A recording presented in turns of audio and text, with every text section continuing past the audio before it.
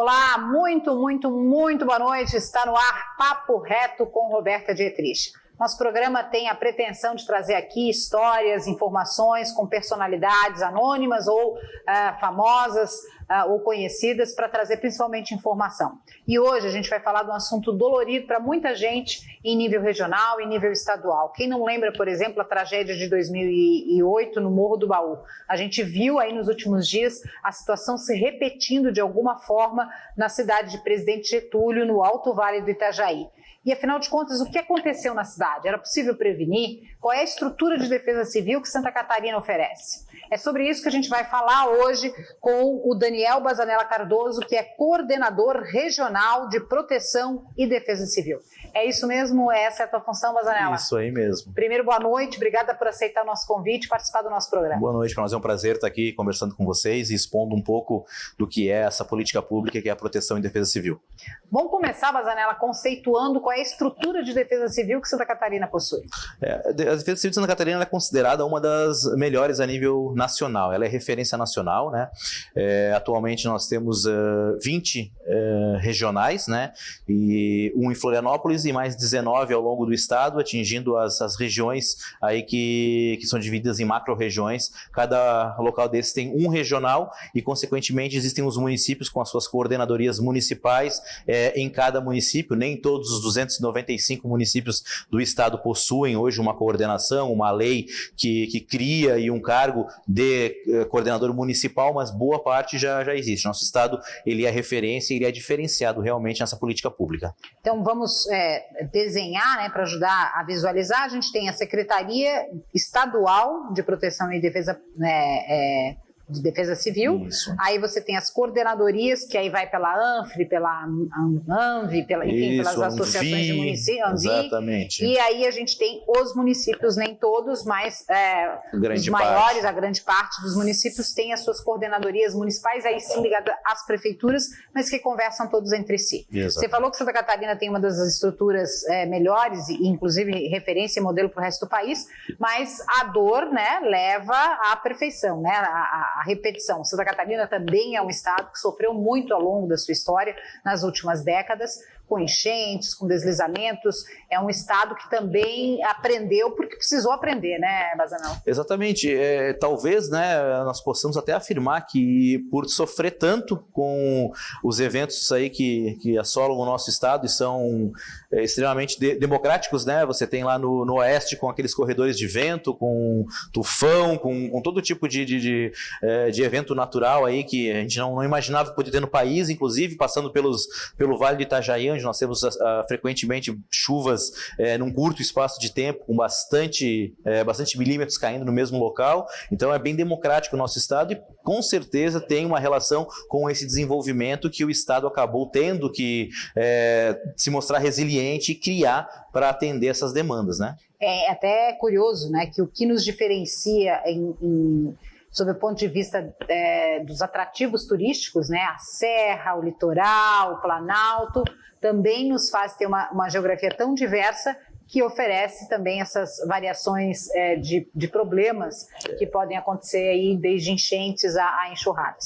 Bom, eu comecei o programa citando a tragédia de Luiz Alves, do Morro do Baú, ali em 2008, com várias mortes, e, de novo, né, o Estado fica bastante comovido com as perdas, principalmente humanas, de Presidente Getúlio, e as fotos que chegam pela imprensa, pelas redes sociais, mostram fotos muito parecidas, né, com o Morro do Baú, que são morros cortados por veias que parecem sangue, e na verdade são barro, né, é terra deslizando.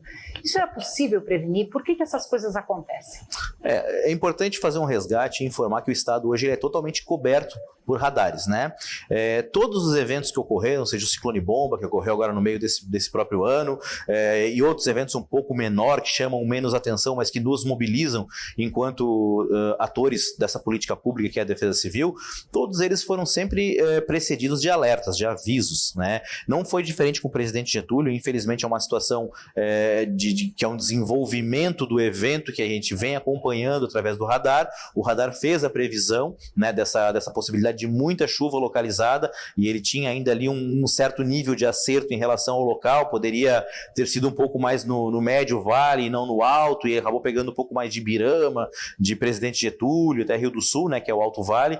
Então, assim, nós tínhamos os alertas já para esse momento. Só que a gente não pode desconsiderar que já existe um município estabelecido de uma certa forma. Lembra, sim, muito 2008. 2008 foi o excesso de chuva num mesmo momento, numa intensidade fora do comum, que permaneceu durante o mês todo praticamente sobre essa região. Então Ilhota e Luiz Alves foram muito prejudicados. Lembra porque, de certa forma, foi semelhante. Quem esteve no local fisicamente agora em Presidente Getúlio e também esteve lá em Ilhota, que é o caso do atual chefe da Defesa Civil, o Coronel Aldo Neto, ele fez esse relato para nós internamente, diz que lembra muito o Morro do Baú, né? Onde a chuva saturou aquele solo, saturou aquelas encostas e aí acabou correndo o escorregamento, né? Os detritos acabaram correndo morro abaixo. Então o padrão construtivo, o padrão de ocupação daquele município, certamente ele também contribuiu para essa situação, para esse resultado, né? Não dá para desconsiderar isso. Tem coisas que a Defesa Civil, tem coisas que as políticas públicas em geral, elas conseguem até um certo ponto atender, como foi o caso dos alertas, fazer algum tipo de trabalho preventivo com as pessoas, mas nem sempre é tão fácil na prática fazer a execução de, por exemplo, uma evacuação em massa do município, né? E a chuva também, de certa forma, também ela cai concentrada em um curto espaço de tempo. Isso dificulta muito uma ação mais complexa de evacuação. Inclusive, a previsão do tempo, apesar das novas tecnologias e que ela está cada vez mais precisa, ela tem passado maus bocados, a previsão do tempo, por conta disso, porque às vezes está chovendo em Itajaí e não está chovendo em Balneário Camboriú, né, com a distância de 20 quilômetros. As chuvas elas têm sido cada vez mais localizadas e não tão esparsas e com isso também concentradas. Em relação a Presidente Getúlio, você falava dos modelos construtivos, e aí as pessoas vão dizer, mas que construtivos? Era um morro, não tinha nada, né, construído lá. Mas o Bazanella se refere à construção na base, que é como uma pirâmide de cartas, né? Se você tirar a última, cai tudo. É basicamente isso, um morro, encostas que são escavadas, que são exploradas na sua base e que com isso não seguram a terra que cai, é isso? Assim, eu não tenho conhecimento da composição geográfica do município. Não é um município que está em outra regional, não é a minha regional, né? As 11 municípios aqui da Foz, a gente tem um conhecimento mais íntimo, mais próximo, porque a gente acaba visitando e conhecendo cada área que é suscetível a algum tipo de risco, de escorregamento, seja qual for o risco que tiver associado, a gente acaba conhecendo os detalhes desse município. Presidente Getúlio eu não conheço pessoalmente, desconheço a geografia, mas certamente quando eu falo padrão construtivo é onde as pessoas acabaram se estabelecendo, onde escolheram para ser a sua moradia. Isso com certeza tem sim relação com o evento, né? É óbvio que não dá jamais para desconsiderar que foi muita chuva em um curto espaço de tempo no mesmo local. Isso aí é o preponderante, né? E quando eu falo padrão construtivo, realmente eu me refiro à localização dos municípios, né? Mas, Anela, dá para atribuir um desastre natural como esse apenas a causas naturais? Ou seja, é possível haver um deslizamento de terra naquela dimensão, como houve em Presidente Getúlio, sem haver intervenção do homem? Primeiro que a boa doutrina que trata de desastres, seja de gestão, ou seja do próprio atendimento ao desastre, de gestão do risco, ou do atendimento ao desastre, ela já não aceita mais o termo desastre natural. Né? Não tem mais essa possibilidade, porque se não estivessem residências naquele local, não teríamos o desastre. Seria só um escorregamento de massa normal numa área aberta. Então, quando a gente fala em qualquer tipo de evento, a gente está relacionando sim com a ação humana, seja uma ação mais ativa do ponto de vista de fazer uma escavação, como você citou na pergunta anterior, ou seja, propriamente dito, quando você só se estabeleceu numa área vulnerável, numa área de risco, sem observar talvez o mínimo de exigência de construção daquele município. Mais ou menos, né, se me permite a comparação, como os imigrantes alemães fizeram quando se estabeleceram às margens do rio Itajaí-Açu no momento de baixa do rio, né? Mal sabiam eles que esse rio, o leito do rio era muito maior do que aquele que estava ali posto, e aí com casas construídas chegou o momento do rio subir em uma outra estação e houve a enchente. É mais ou menos comparando como se fosse isso. Eu acho que esse é o exemplo clássico que nós temos e é muito utilizado para quando a gente fala em eventos que envolvem enchentes, qualquer tipo de evento que está relacionado ao extravasamento da água da cara do rio. Acho que esse é o melhor exemplo, né? Porque realmente, afinal, nós nos posicionamos num local onde era o curso natural de um rio, de um ribeirão, por vezes, e nesse caso do exemplo aí é bem característico mesmo. Você fala que não existe mais a expressão desastre natural, né? Até porque se tem uma casa lá, há uma intervenção, né, que envolve o homem de alguma forma. Dá para classificar essas situações, desde tufões, a deslizamentos de terra, a enchentes, como alguns são incidentes, outros são acidentes, outros são desastres, tem níveis de classificação, nível 1, nível 2, nível 3, vocês têm alguma categoria de classificação? Nós nos guiamos muito pelo COBRAD, né, que é o Código Brasileiro de Desastres. Nele lá tem quantificado e tem qualificado todos os tipos de eventos que são cobertos, e até uma questão legal também para depois as esferas auxiliarem o município quando foi atingido, né? Por exemplo, o Estado, hoje ele está ajudando o presidente Getúlio com base em uma série de documentações que obrigatoriamente têm que ser apresentadas ao Estado com base em um Código Brasileiro de Desastres. Então, sim, os desastres ele tem uma codificação, ela não é tão específica e não entra nesse detalhamento de classificar como nível 1, nível 2, isso aí fica mais para o campo da meteorologia mesmo, né, o qual eu também não consigo nem me arriscar em entrar porque não é o meu campo, mas tratando-se de Código Brasileiro de Desastres, sim, existe uma codificação. Um vendaval é diferente de um ciclone, uma enxurrada, chuvas constantes, todos esses são codificados. Inclusive, até o evento do Covid, de certa forma, ele também tem uma previsão no Código Brasileiro de Desastres, né, que é a pandemia em si. Então, todos os desastres, via de regra, eles estão previamente catalogados em um Código Brasileiro.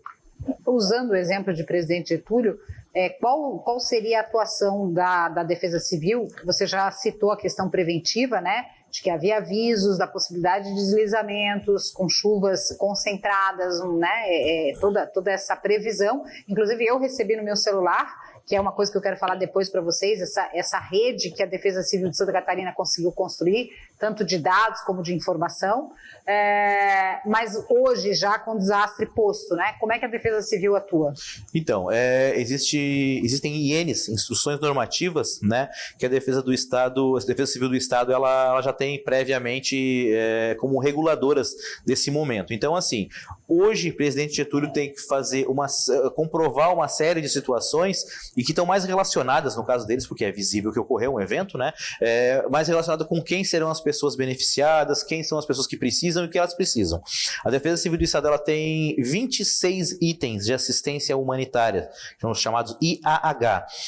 Qualquer um desses itens da lista pode ser solicitado mediante a justificativa e o direcionamento correto de quem vai receber. Por exemplo, itens como, por exemplo... Água potável, bombonas de água potável, kit de higiene pessoal, kit de limpeza. Aquelas pessoas perderam suas residências, poxa, elas não têm o mínimo de possibilidade de fazer uma higiene pessoal. Então a Defesa Civil, através do governo do estado, tem essa preocupação com esses kits. Eles já estão contratados, eles são de entrega imediata? São, porque, né, sim, é uma licitação através da modalidade de registro de preços, onde a Defesa Civil do Estado ela tem todo o ano ela vigente e ela tem um prazo de 12 horas para alguns itens, 24 para outras e 48 para outros tantos, de acordo com a complexidade, né? 12 horas é um kit de higiene e de alimentação, um kit, o colchão é um pouquinho mais de tempo, mas todos eles são previamente já contratados. Depois de recebido o pedido pela empresa, ela tem esse compromisso que está firmado na ata do registro de preços, que ela tem esse compromisso de fazer a entrega no local, independente da distância dessa empresa em relação ao local, dentro do território catarinense. Bom, em Santa Catarina, a gente fala de uma estrutura, né, bem já delimitada e uma experiência bastante grande em função de outros eventos, mas no próximo bloco eu queria falar com você a respeito das experiências que você já teve e de que forma a região da Anfre poderia estar sendo afetada por desastres. Certo? Perfeito. Bom, enquanto eu sirvo um bolo aqui para o nosso convidado, você toma uma aguinha aí em casa e a gente volta já já.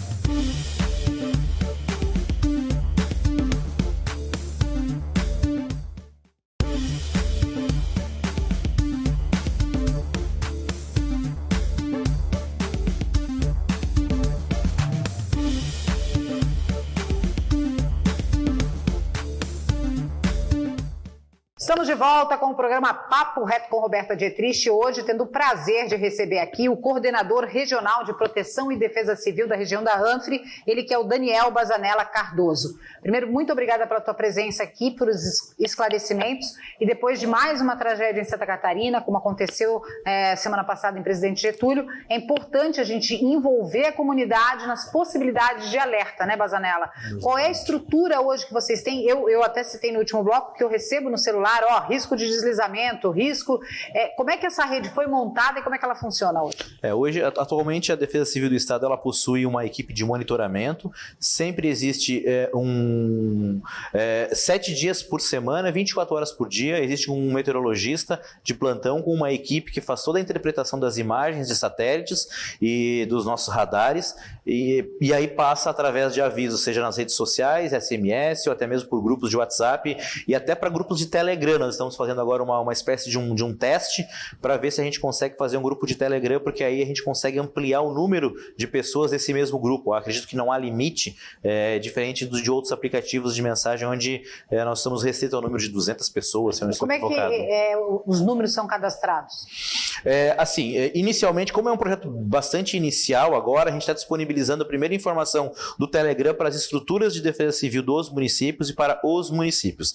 Mas intenção... esses que a gente já recebe, como hoje você recebe pelo SMS, você se cadastra, né? Bota o... É preciso que a pessoa... É preciso fazer um cadastro do seu número, exatamente, e aí bota o seu CPF lá, ele vai ter o 4199, né? Ele vai fazer o seu cadastro e vai fazer a inclusão do número para receber... Faz pelo site da Defesa Civil? Faz pelo próprio site, exatamente. Tem a informação. Tem um aplicativo ali, exatamente. Que você baixa, não, está disponível no site da Defesa Civil. Entra lá, Defesa Civil, vai ter todas as informações, no próprio Defesa Civil tem suas redes sociais também, não tem muita dificuldade de fazer o cadastro. Vamos falar, por exemplo, usando o exemplo do ciclone bomba que afetou aqui a nossa região. Vocês já sabiam com quanta antecedência e que tipo de alertas vocês emitiram? Haja vista que trabalhadores da construção civil foram surpreendidos em andaimes. Não é possível que essa informação tenha chegado para o responsável pelaquela obra, que iam ter ventos de 80, 100, 100 e poucos quilômetros por hora, e iam colocar os trabalhadores. Então é porque a informação, de alguma forma, não chegou.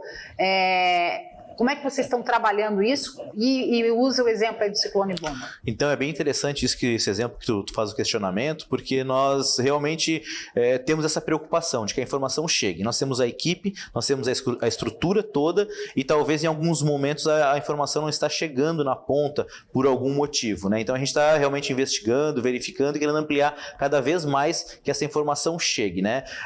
O alerta de um evento da magnitude do ciclone bomba, ou esse como aconteceu agora em Presidente Getúlio, ele vai dando indícios que ele está em deslocamento, está ocorrendo.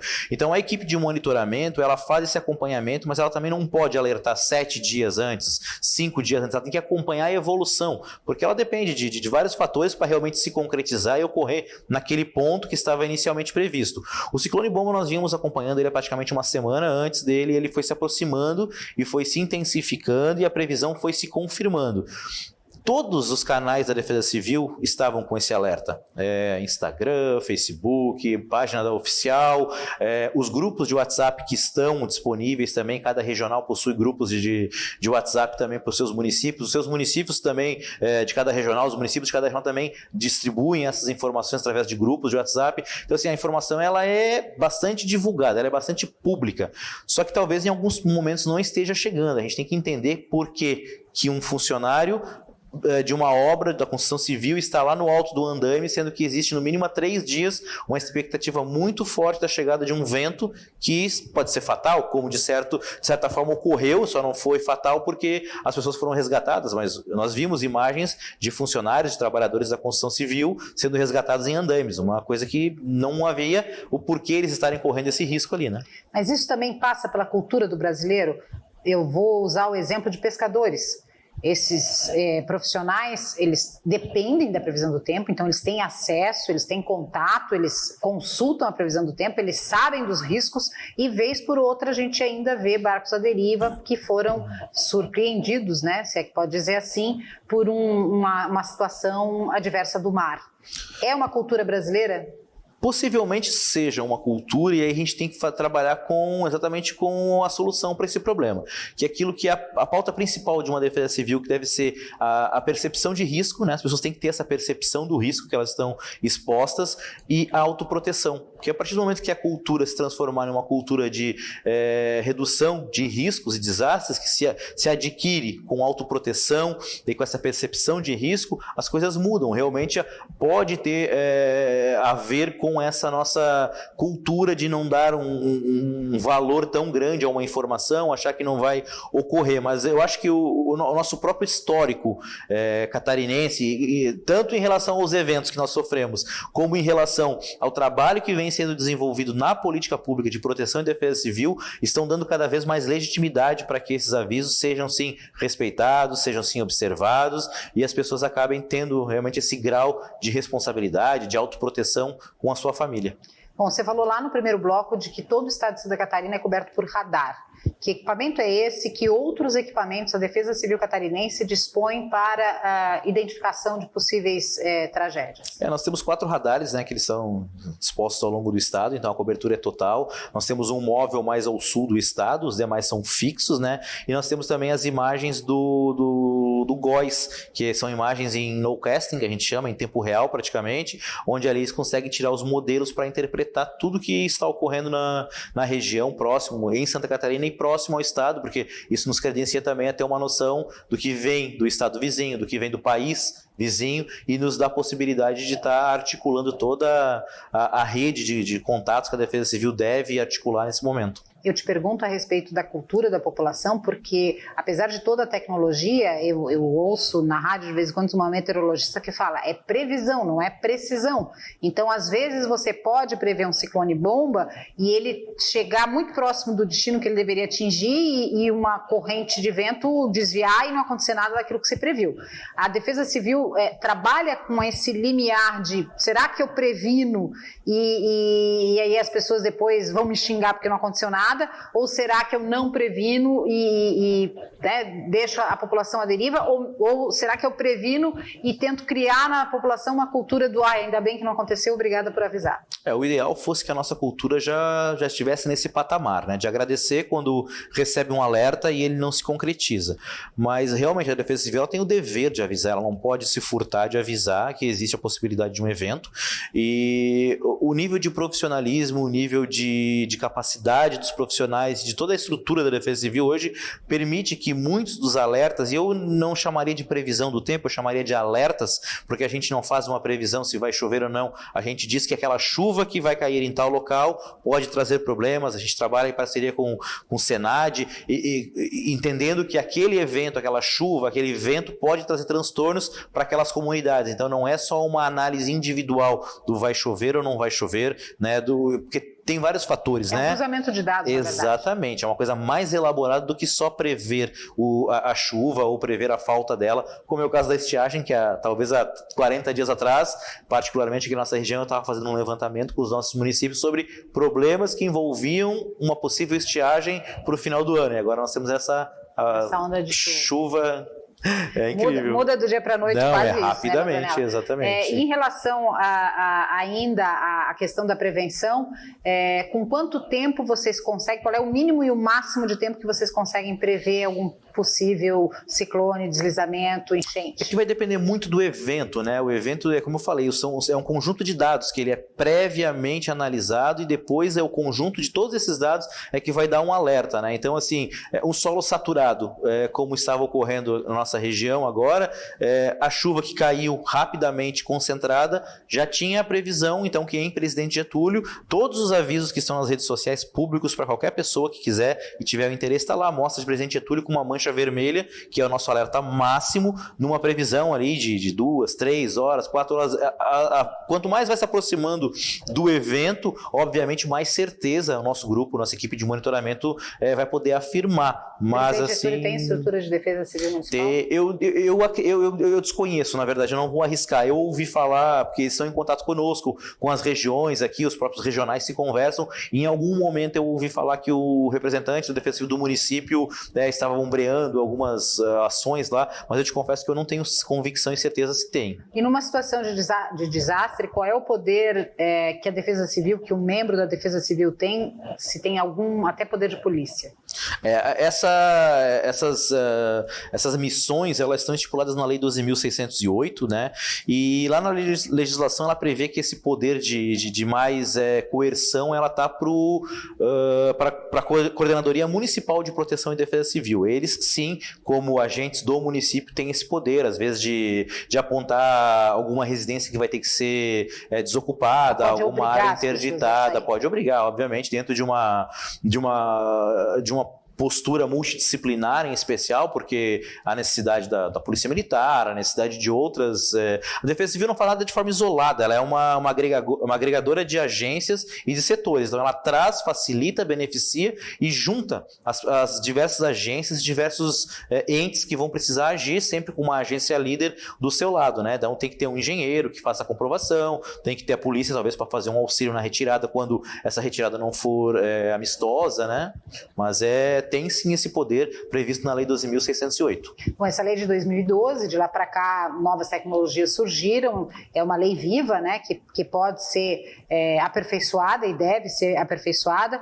Hoje, em termos de Santa Catarina, em termos de treinamento de pessoal, porque a gente sabe que numa situação de desastre é o material humano que faz a diferença, né? Por mais que as pessoas precisem de colchão, de kit de higiene, mas a pessoa que tira você do escombro, é a pessoa que atende, né, que resgata, é o material humano. Quantas pessoas estão treinadas e aptas para trabalhar em defesa civil? A nível de estado, não, nossa equipe é grande, nossa equipe, inclusive falando de capacitação, como tu falou, é uma preocupação, né, da Defesa Civil, inclusive nessa nova gestão de Defesa Civil dos últimos 2 anos, esse novo governo, foi uma preocupação, inclusive a criação da Secretaria de Capacitação, né, nós temos hoje uma diretoria de capacitação dentro da própria Defesa Civil, onde os mais variados cursos e aperfeiçoamentos são repassados não só para os integrantes da Defesa Civil, mas também para os municípios, né? Há pouco tempo nós tivemos, assim, só para citar um pouco fora daquele normal que a gente imagina a Defesa Civil, há pouco tempo nós tivemos um curso de Psicologia do Trauma.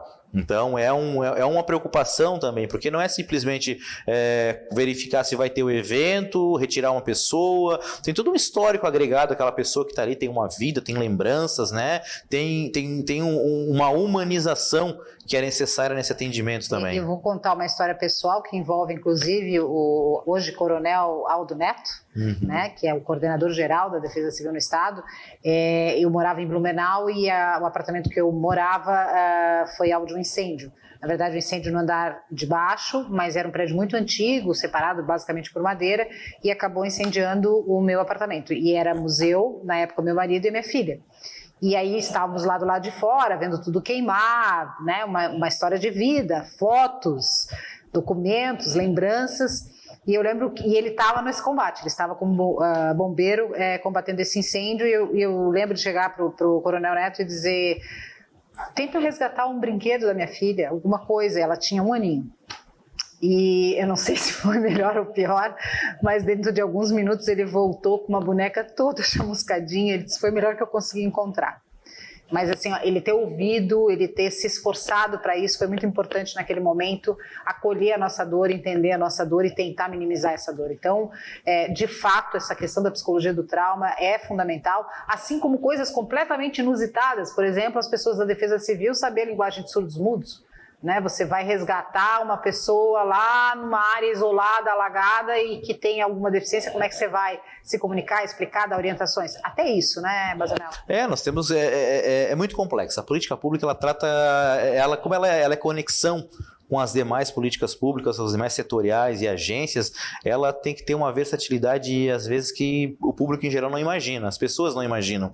Por vezes a gente questiona o que é a Defesa Civil, o que faz a Defesa Civil, e é difícil conceituar, porque ao mesmo tempo que ela faz tudo, ela está relacionada com tudo, ela não efetivamente talvez não execute todas as ações, mas ela está por trás de todas as ações porque ela articula, né? Ela facilita. Então a preocupação com o trauma, com quem está atendendo, com quem está recebendo o atendimento, a humanização do atendimento, a verificação de uma pessoa que é privada de nos ouvir e fazer a comunicação da forma, né, que nós temos o hábito, isso aí é uma coisa extremamente importante no atendimento, porque senão ele como foi importante a boneca que ele trouxe. De certa forma, né, dói, mas assim, você se sente bem porque você foi atendido. Você foi, naquele momento, ouvida por alguém. Isso é importante. Mas, Anelo, o papo tá ótimo. Eu vou dar mais uma paradinha rápida, não dá nem para tomar meio copo d'água e volto já já.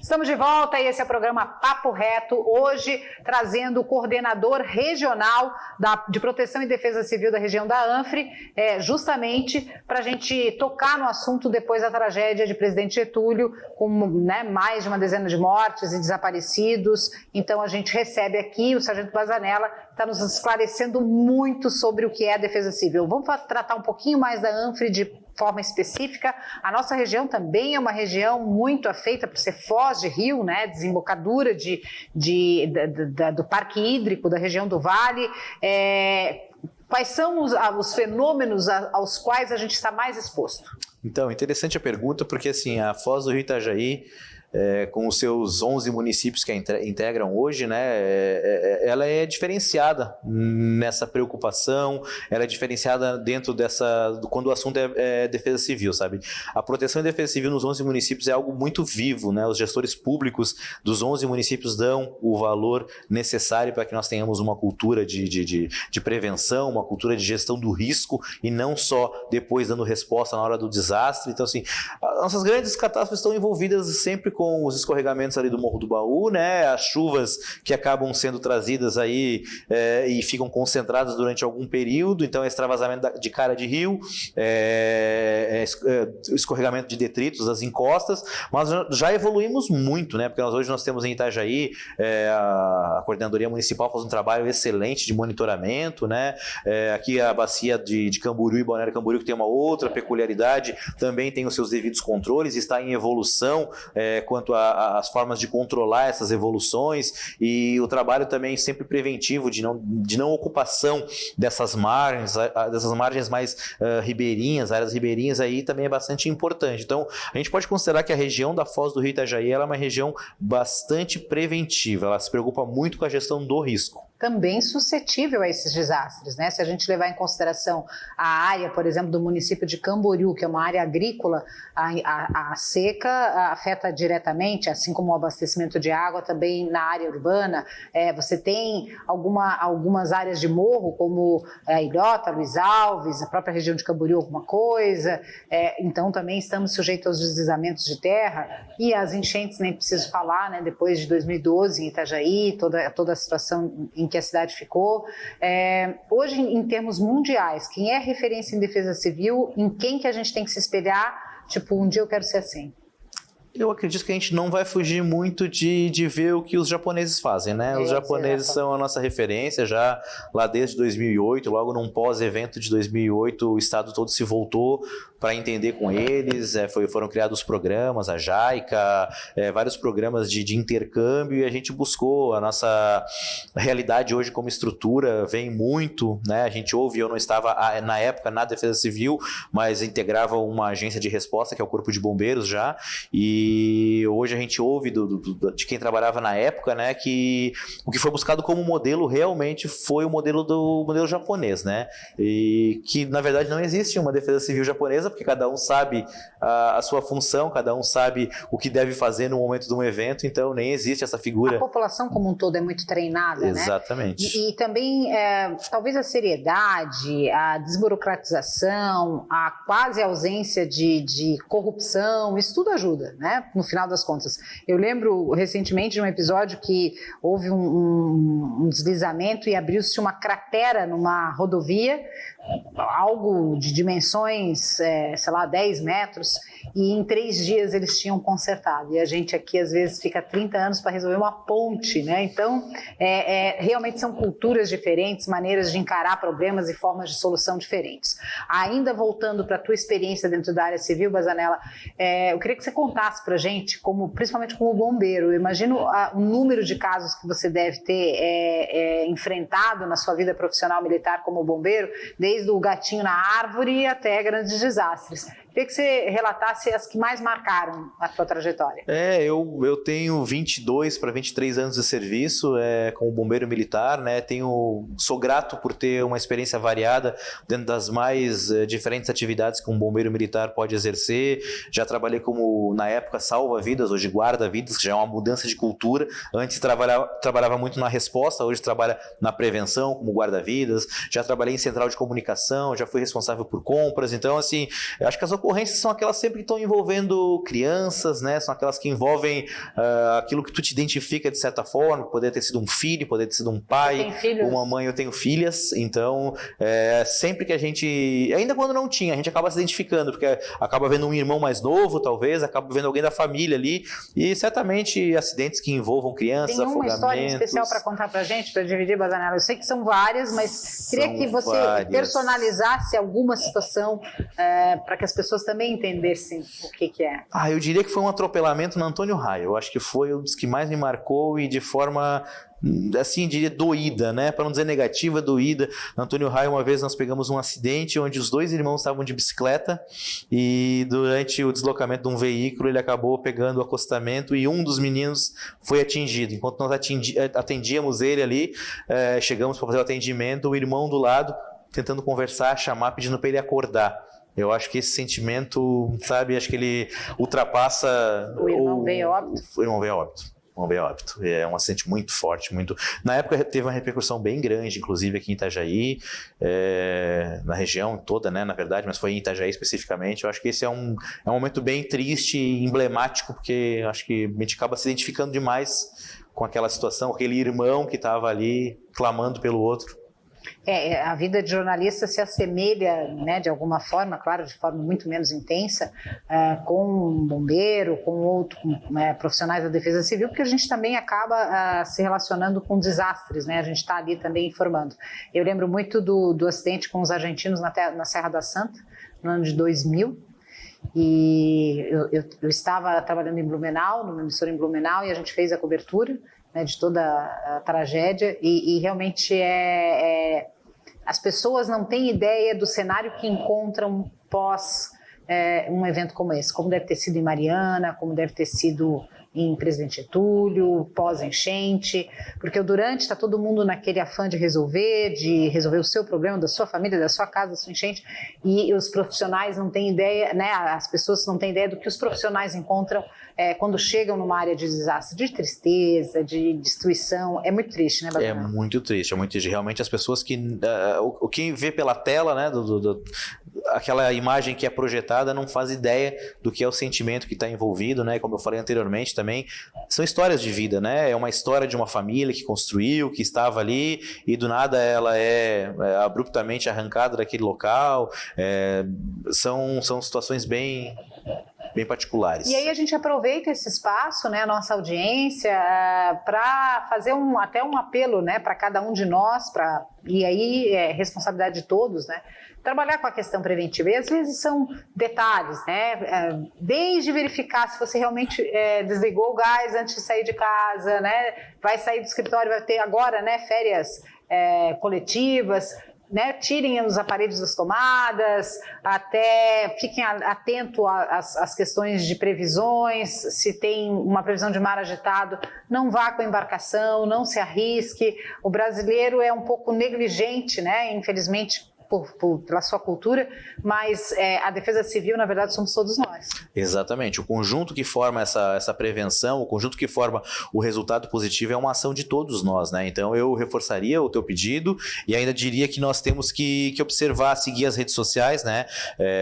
Nós temos disponível aí Instagram, Facebook, a própria página da Defesa Civil, mas hoje receber um alerta é muito simples, é muito fácil. O verão nos proporciona esse final de dia, geralmente com uma reviravolta, né? É um vento, é uma chuva forte, então a gente não precisa estar expondo a nós e a nossa família de forma assim... irresponsável. Por vezes irresponsável, é verdade. Bazanella, muito obrigada pela tua presença aqui. Lembrando, o site da Defesa Civil é www.defesacivil.sc.gov.br. Não tem erro, gente. Mais fácil bobagem. Tá aí a dica. Entre lá, se cadastre. Assim como eu e como qualquer cidadão, você vai receber no seu celular um SMS avisando das possibilidades, desde furacões a chuvas fortes, deslizamentos, enchente. Vem tudo por informação. E aí, quando receber a informação, ouve, escuta e te aquieta aí em casa para não dar problema depois. Obrigada mais uma vez. Te agradeço a oportunidade, estamos à disposição. Hoje, então, aqui no Papo Reto com Roberta Dietrich, a gente conversou com Daniel Bazanella Cardoso, coordenador regional de proteção e defesa civil da região da Anfre. Espero que você tenha conseguido colher bastante informação e se torne, como nós, também membros da defesa civil, porque a responsabilidade é de toda a sociedade. Beijo no coração e até a próxima.